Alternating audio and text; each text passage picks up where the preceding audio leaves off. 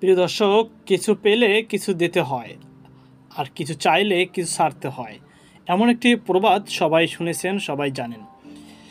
তাহলে কি ক্রিকেট ফেরা অনিশ্চিত? কারণ কি রাজনীতির কারণেই শেষ হয়ে যাচ্ছে সাকিবের কেরিয়ার? প্রিয় দর্শক, ক্রিকেট কেরিয়ারে খারাপ সময়ের মুখোমুখি অনেকবার হতে হয়েছে সাকিব আল হাসানকে। কখনো আইসিসি থেকে নিষেধাজ্ঞা, কখনো বা খারাপ ফর্ম কিংবা ভক্তদের সঙ্গে ঝামেলায় জড়িয়েছে সমালোচিত এই ব্যক্তি। তবে এবারের ঘটনা সব কিছু ছাড়িয়ে সবার ঊর্ধ্বে। গত 5ই আগস্ট সোমবার ছাত্র জনতার গণ অভ্যুত্থানের মুখে পরে প্রধানমন্ত্রীর পদ থেকে পদত্যাগ করে দেশ ছেড়েছেন শেখ হাসিনা। আর সদ্য বিলুপ্ত হওয়া দ্বাদশ জাতীয় সংসদের আওয়ামী লীগের টিকিট নির্বাচিত জনপ্রতিনিধি ছিলেন ক্রিকেটার সাকিব আল হাসান। মাত্র কয়েক মাসের ব্যবধানে সংসদ সদস্যের পদ খোয়ালেন। কানাডায় খেলতে নেমে চরম লাঞ্ছিত হয়েছেন। এখন প্রশ্ন উঠেছে সাকিবের ক্রিকেট কেরিয়ার নিয়ে। কোটা সংস্কার আন্দোলনে দেশ যখন উত্তাল, একের পর এক তাজা প্রাণ জড়েছিল রাস্তায়। বিভিন্ন শ্রেণীর পেশার মানুষ, পাশাপাশি ক্রীড়া অঙ্গনে অনেকেই ছাত্রদের আন্দোলনের প্রতি সংহতি জানানো নীরব ভূমিকায় ছিলেন সাকিব। এছাড়া বিদেশে সে সময় তিনি পরিবার নিয়ে দারুণ সময় কাটাচ্ছিল। কানাডায় ফ্র্যাঞ্চাইজি লিগের ব্যস্ততার পাশাপাশি পরিবার নিয়ে ঘুরতেও দেখা গেছে তাকে। শুধু তাই নয়, প্রবাসী দর্শক আন্দোলনে তার ভূমিকা নিয়ে প্রশ্ন তুলে তিনি পাল্টা বলেছেন, দেশের জন্য আপনি কি করেছেন?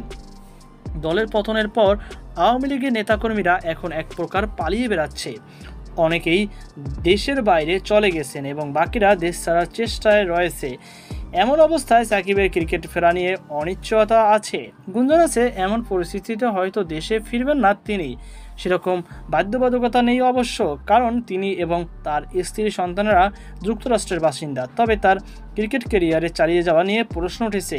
কদিন পরেই পাকিস্তানের বিপক্ষে টেস্ট সিরিজ রয়েছে বাংলাদেশ ক্রিকেট দলের। আসন্ন টেস্ট সিরিজটি খেলতে আগে থেকেই আগ্রহ প্রকাশ করেছিল সাকিব, যদিও সিরিজটি তারা নিয়ে এখন সংখ্যা দেখা দিয়েছে।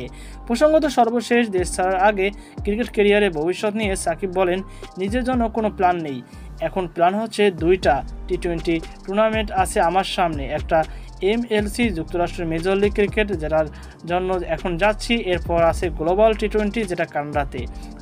2টো টুর্নামেন্ট খেলি, দেখি আমার নিজের কি অবস্থা। এরপর দেশের জন্য তো ইন্টারন্যাশনাল কাছে পাকিস্তানের সঙ্গে টেস্ট সিরিজ। আপাতত প্ল্যান এইটুকুই, খুব বেশি আসলে প্ল্যান করিনি। নিজেরও বোঝার দরকার আছে। এখন আসলে ওরকম সময় নেই যে 3 বছর বা 4 বছর সময়ের প্ল্যান করার। আমার মনে হয় 3 মাস 6 মাসের প্ল্যান করাই বেটার। এর পরবর্তী প্ল্যানটা তারপরেই। পাকিস্তান সিরিজ পর্যন্ত আপাতত প্ল্যান আছে। আরও যোগ করেন সাকিব ইস্যুতে বিসিবির মন্তব্য। গতকাল বুধবার মিরপুরে গণমাধ্যমের মুখোমুখি হয় সাকিবকে দেশে ফেরা ও খেলা নিয়ে বিসিবির ক্রিকেট অপারেশনস সহকারী ম্যানেজার শাহরিয়ার নাফিস বলেন, দেখুন, সাকিব আল হাসান 12ই আগস্ট পর্যন্ত এনওসি আছে। ওনার 13ই আগস্ট দেশে আসার কথা, আমাদের কাছে রিপোর্ট করার কথা। তার সাথে যোগাযোগ করব এবং তার প্ল্যান জানার চেষ্টা করব। সংসদ বিলুপ্ত হওয়ার এখন আর সংসদ সদস্য নন সাকিব। এ বিষয়ে নাফিস বলেন, রাষ্ট্রপতির আদেশে অনুযায়ী সাকিব আল হাসান এখন সংসদ সদস্য নন। উনি একজন ক্রিকেটারেই রয়েছেন। প্রত্যেকটা মানুষের নিরাপত্তার ব্যাপার রয়েছে। তো আমরা যেহেতু তার 12ই আগস্ট পর্যন্ত এনওসি রয়েছে, তারপরে তার বাংলাদেশ ক্রিকেট টিমের জয়েন করার কথা। সিলেকশন প্যানেল কিন্তু এখনও বাংলাদেশ পাকিস্তান বিপক্ষে দল ঘোষণা করেনি। বাংলাদেশের জন্য যখন ওনারা দল ঘোষণা করবেন, সে টিমে যদি থাকে তখন এরকম, যখন টিমে না থাকবে তখন তো তার এনওসি লাগছেই না, যোগ করে নাফিস বলেন।